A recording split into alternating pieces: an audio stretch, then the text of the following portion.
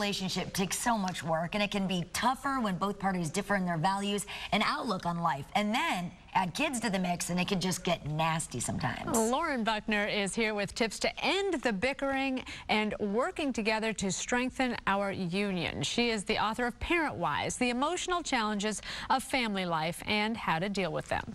Welcome back to Daytime. Good to have you here. Thank you. Thank you for having me back. This time of year can be a little stressful for all families.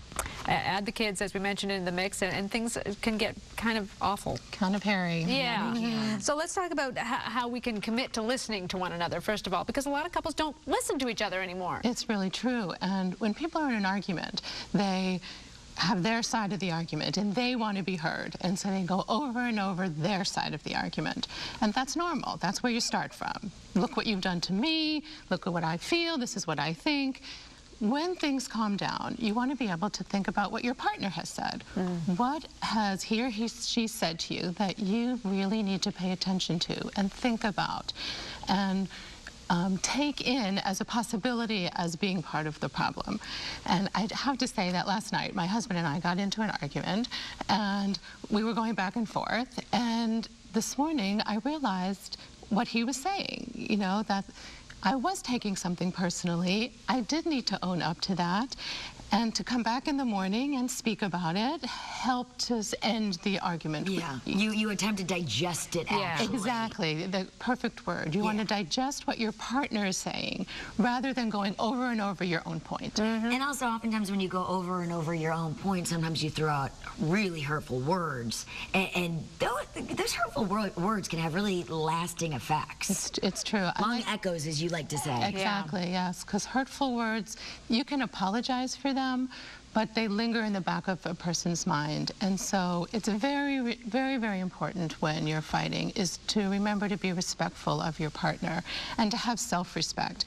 What comes out of your mouth is important. It reflects something about yourself and something about how you feel about your partner. So you really want to hold on to respect, even when you're furious. Right, to protect the relationship, whether it's with your partner or your children. You want to protect them even when you're furious with them. Keep it clean. Keep it clean. And, that's a good way to put it. Saying something in anger isn't a good enough excuse, right? I was angry and so I said it.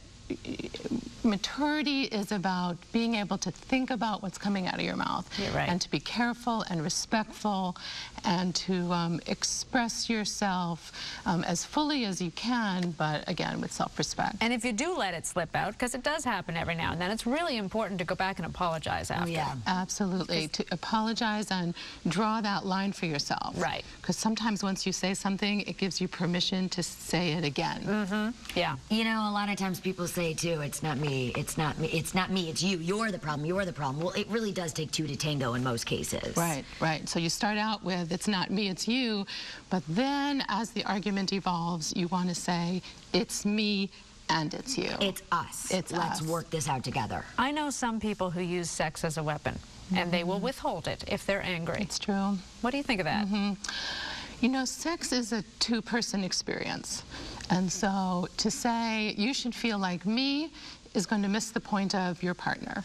So you want to take the position of, we feel differently, this is a difficult topic, and we need to talk about it. Not be demanding, not say only what you want, but to be able to think about your partner, think about yourself, and put that together and have a conversation. And it's a hard conversation. Talking about sex is difficult, but to sit down with your partner and talk about your preferences and to talk about your needs and then listen to your partner and think about that together, that will help you to reach some conclusions. And I think, what were you going to say, Cindy? I was just going to say, if you've got differing thoughts on how you're going to raise your kids, it's got to be very tough for parents who have different values. How do you deal with that?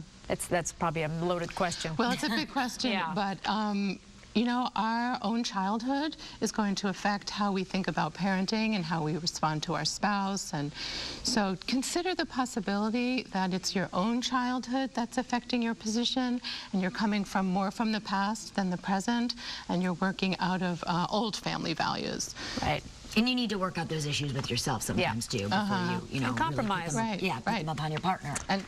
Yeah. All right, she is the author of ParentWise, The Emotional Challenges of Family Life and How to Deal with Them. Loren Buckner, always good to have you. Okay, thank you for having me. Thank you. See you soon. After the break, a superfood recipe that'll have you craving more. Very tasty. It smells good in here.